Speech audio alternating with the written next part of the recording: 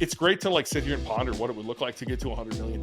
But what would it look like if you just got to $1 million a year in revenue? I don't think it's that difficult. It takes work. Of course it takes work. Of course it takes discipline. Of course it's going to take more action than you've been taking in your life currently. Welcome to the Dropship Podcast, where you'll learn how to build and grow a high-ticket dropshipping business and hear stories from successful e-commerce entrepreneurs. Let's kick this thing off.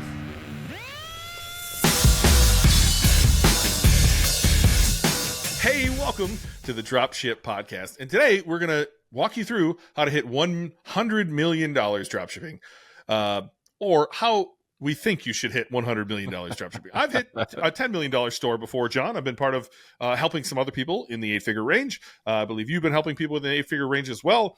Mm-hmm. But I haven't been to 9 figures. I look forward to when I get to 9 figures. I think that'll be fun. And I think you and I, right before the call, I was like, hey, John, do you want to actually plan this podcast out, or you just want to riff on this? Because we don't know. But we got this question from Kareem. Thank you, Kareem, for the question. How to hit $100 million with dropshipping, specifically high-ticket dropshipping, if you're watching this channel. And I think we could probably lay out a path. Like, I can show you, I can turn around and look at how we got to 8 figures, and I could project out how I think we would have gotten to 9 figures had I still been part of that business. And I think you and I have a plan as well on how to get to 9 figures. And so I'm curious where to start with this, right? Like, I think you go back to the beginning and say, well, you got to start a business in order to hit $100 million dropshipping. Well, you do. Yeah, totally. I mean, you've got to be there. And in the first place, otherwise it's just not an option. So, I mean, in the first instance, you've got to get started. I think with the right plan and the right strategy and the right, focus and commitment, anybody can make it to that 8-figure mark. Right. I agree. I mean, particularly in the US, I think almost any market is big enough to support that, right? Or any niche that you could come up with could support stores in that, and probably already does have stores in that range, right? Who are selling products in those niches. And so I think the nice thing about that number is that, if you get to that sort of number, then you probably do have the pieces, or you can start to see the pieces that you could put together to go to the next level, right? Which is like to go up to that sort of 9-figure range, for sure. So I think, doing like in terms of markets, like, you've got to get started, you've got to make your first sale, you've got to make your first million. From there, if you can do $1 to $3 million a year in revenue, then you can definitely get to 8 figures a year in revenue, right? I mean, people talk a lot about those numbers where there's like a step up in the game. I think 3 million is a number that's often mentioned, and then the next big jump is like the 10 million. That's where things change a bit, and so I think, following the plan, the strategies, etc., that we've got in Dropship Breakthru, for example. I mean, that's that. If you do all of that and you implement all of that and you give it the time it needs, then you're going to get to 10 to 8 figures, right?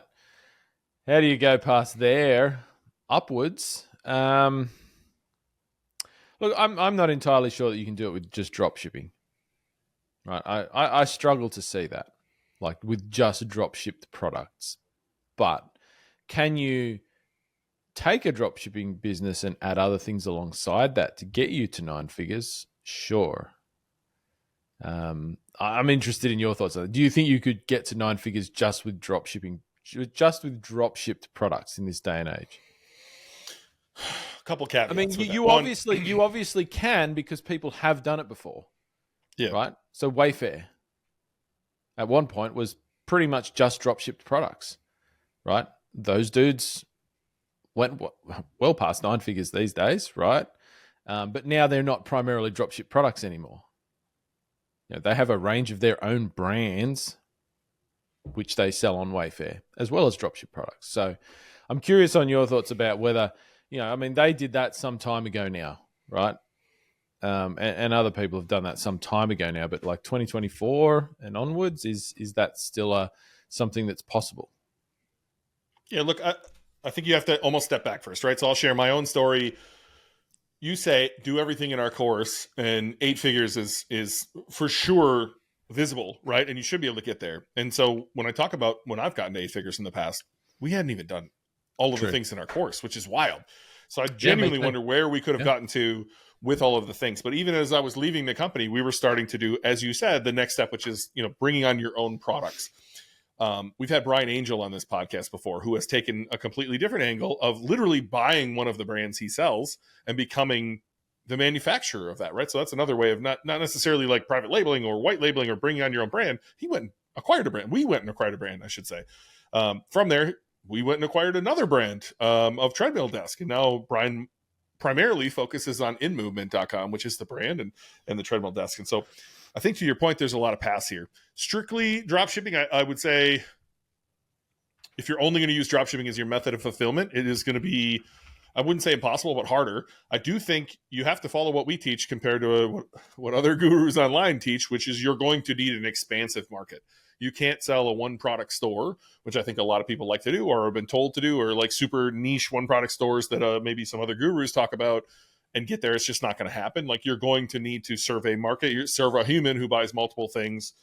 I also think recurring revenue is probably something that is being overlooked here, as are there things, not necessarily I sold them one product, they're also interested in this product, but like a 3D printer has, PLA filament, I believe is what they call it. It's been a long time since I sold 3D printers, but like, the actual plastic or the metals or the things that it's printing, are there reusable recurring purchases needed in your market that can help you get to that number? I think would probably be part of the puzzle. But to your point, John, I think it is, can you strictly use dropshipping as your method of fulfillment to get to 8 figures, maybe even 20 million, 30 million? Yep, probably. I believe so. And then bringing in your own products, acquiring a brand is probably the next step. Acquiring media to drive more traffic to yourself is probably the next step, right? Probably getting to a warehouse at some point is probably the next step. There's a lot of pieces where you would need to move to. And so I don't want to say a dropship business can't get there, because I think that's the wrong way to say it in the first place. Dropshipping is simply the method of fulfillment you're choosing.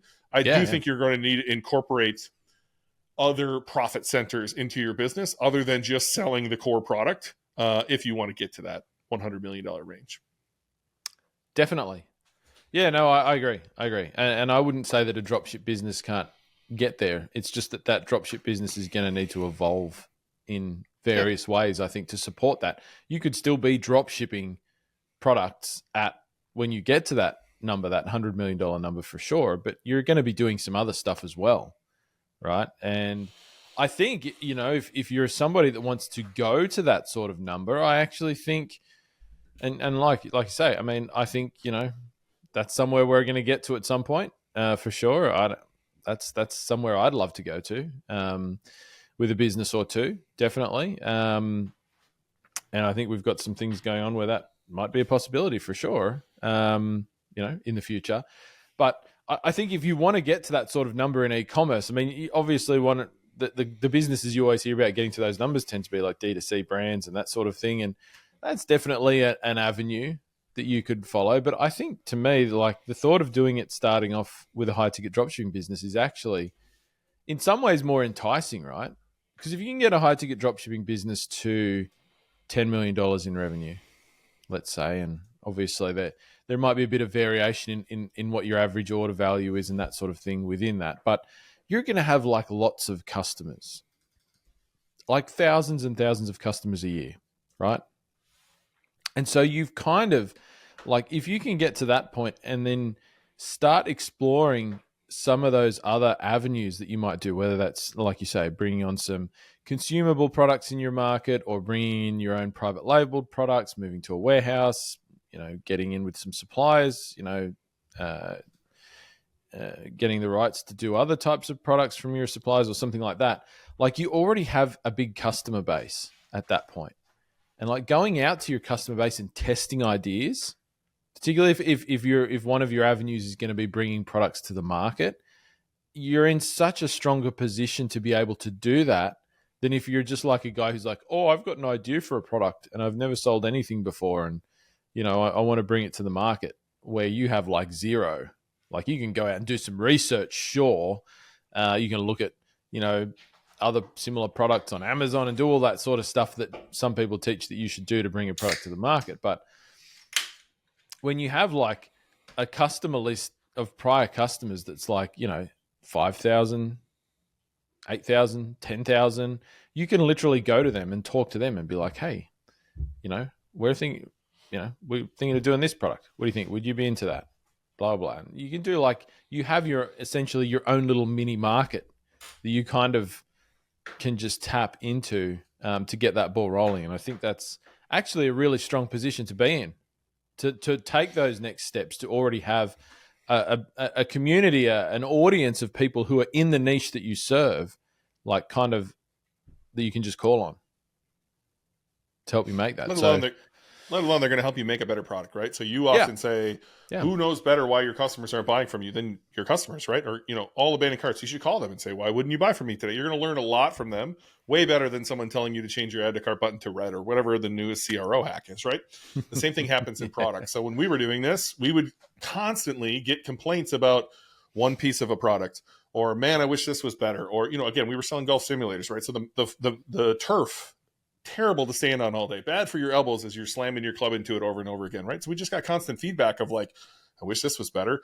I wish the screen lasted longer. I wish this feature existed, things like that. Or I wish all of this stuff came together. I didn't need to piece it together. And so just learning from your customers over the years of selling this stuff, while hopefully you're also ranking pages to the top of Google, so you're number one for that product type, putting out content so that people are finding you when they're looking for that product type. And then eventually you can just say, hey, we've heard you.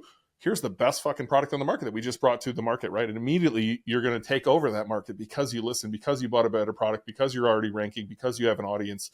I do think it is an interesting path to starting your own brand that there's not a lot of people doing it. And so like the ones that I've seen have had really good success. And I wonder if we can find more people or someone listening to this right now who can say, yeah, that's me actually, and want to come talk about it, because it's such an interesting path. I was looking at Wayfair too, John. I don't know when they went public or when they started selling their own brand, but in 2012 they did 600 million. So that's 6 times more than we're talking here. And then last year, can you guess the revenue they did last year? I've looked at it. I can't remember though. 12 billion. Billions. 12 fucking billion dollars. Dude, that's so wild, man, to think about. They've been around. I wish I knew when they actually started, when they brought all of, they had like a bar stool store. Like their story is very interesting of like the 100 different dropshipping businesses that they had that they all combined into one. I don't know what year that started. I think they had 52. 52, like okay. 52 little niche stores. And they kind of, the starting point was amalgamating those together. And look, I mean, Wayfair is a good example to the point of what's possible. I wouldn't listen to us say that and assume that that's what you could do today though. You're not starting a furniture drop shipping business in 2024 and taking it to 12 billion in revenue. Like it's kind of like is there going to be another Amazon? No, there's not going to be another Amazon. Like never.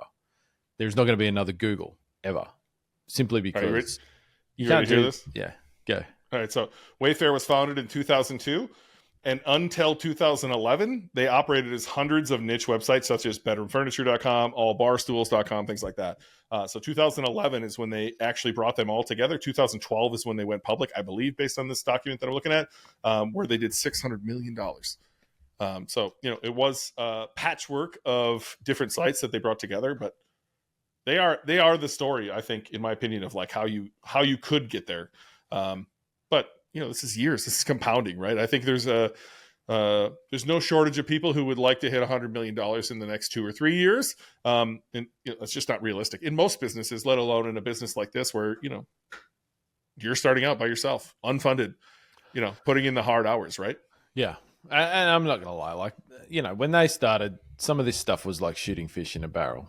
Like, I mean, those numbers are based on being the first people there. Like back then, Google ads were free. Like, they were literally free when those dudes started. Like being there when people first started buying online,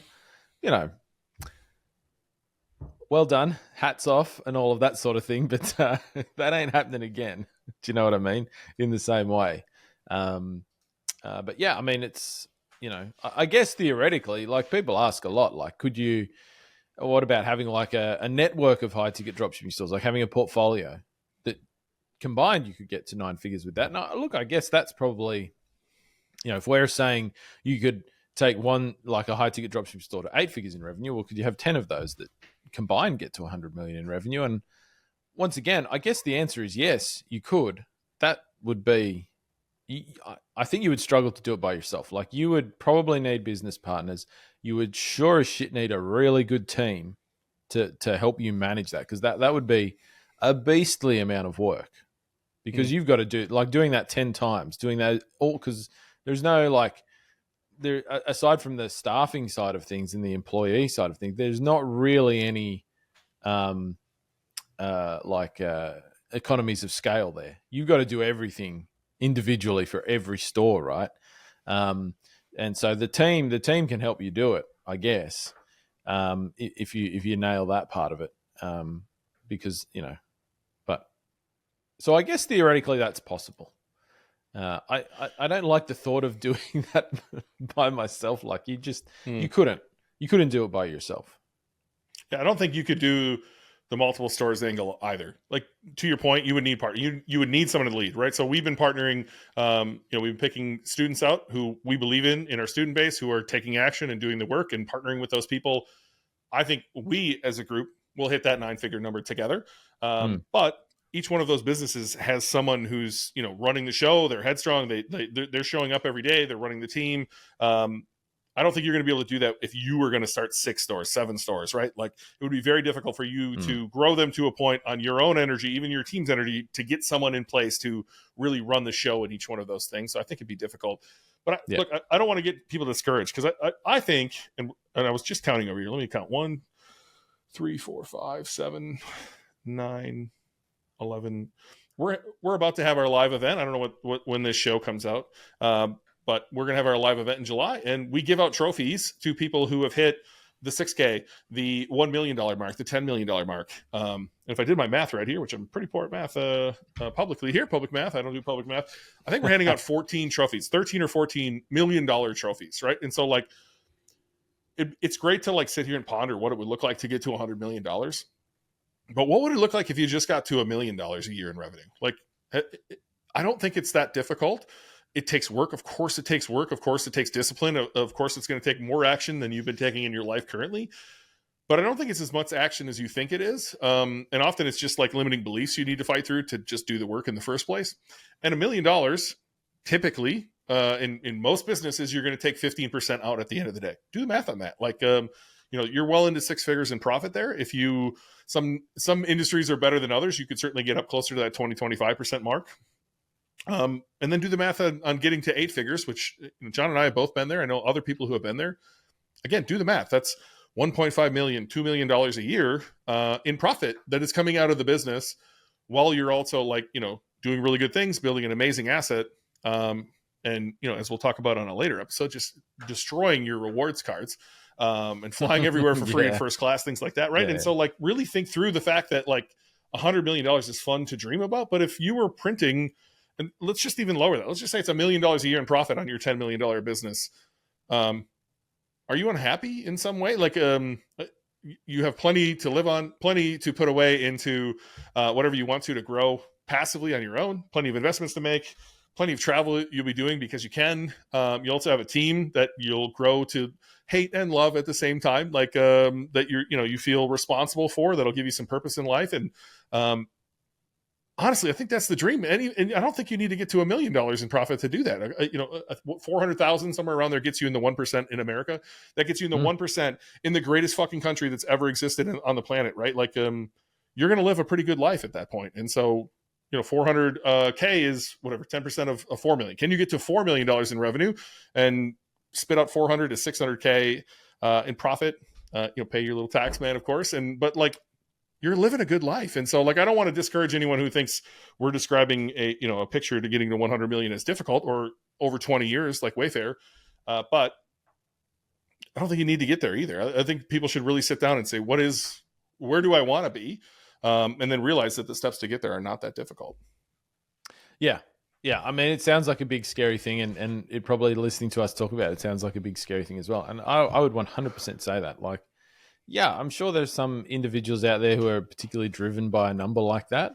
I think for a lot of those, they probably haven't really thought about why that is, other than it just, they're obsessed with like things they see on social media and the Mark Zuckerbergs and that sort of thing. But like, you're not going to, I don't think you're going to notice the difference between, what you're going to get out of making, you know, $10-20 million a year and $100 million a year. Like I say, like if you get to $10 million a year, the type of profit that you're taking out of that puts you like well in front of almost anybody that you're ever going to meet in your lifetime.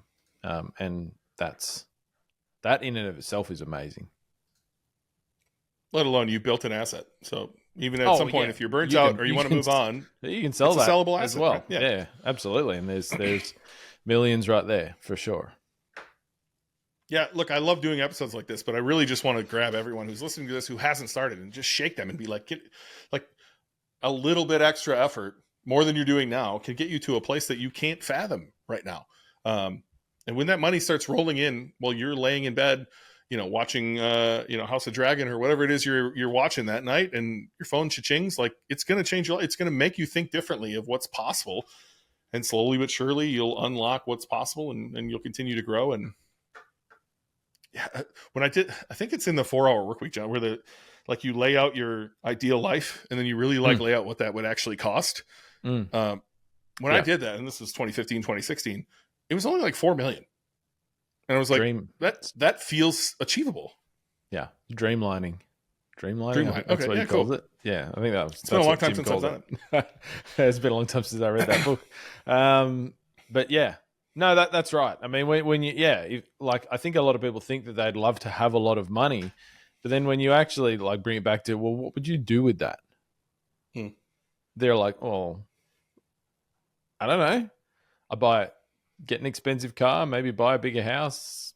Yeah, okay, but you don't need $100 million to do those things. Like, you got a $100 million business and you're getting paid out of that. Like, you got more money than you know how to spend, than you need to spend. And once again, like I say, there's absolutely nothing wrong with that goal, but don't hold yourself to that bar either, because you probably don't really need it in reality. And it is an interesting exercise to go through and say, like, how much. What do I actually feel like I need out of life? What do I actually want? Where do I think, my happiness would lie? And the number that you need to achieve to hit that is like seriously achievable for most people. When you actually go down and break down numbers on that stuff, and those sort of numbers are, wildly achievable for anybody. If, as Ben says, like you've got to start. You've got to start. That's the biggest challenge for people. Starting, focusing for 2 years, right, to get yourself there. Sometimes that's all it takes.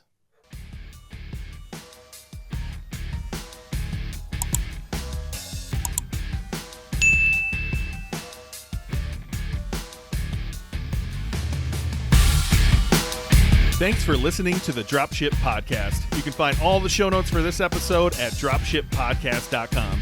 And if you're ready to take the next step in your dropshipping journey, we invite you to join us inside Dropship Breakthru, where John and I will walk you through step by step in starting your own high-ticket dropshipping e-commerce business. But that's not all. Dropship Breakthru will also teach you everything you'll need to know to grow your business and take it to the next level. So head over to dropshipbreakthru.com and sign up for our free training that will help you take the first steps towards building and growing your own profitable high-ticket dropshipping business.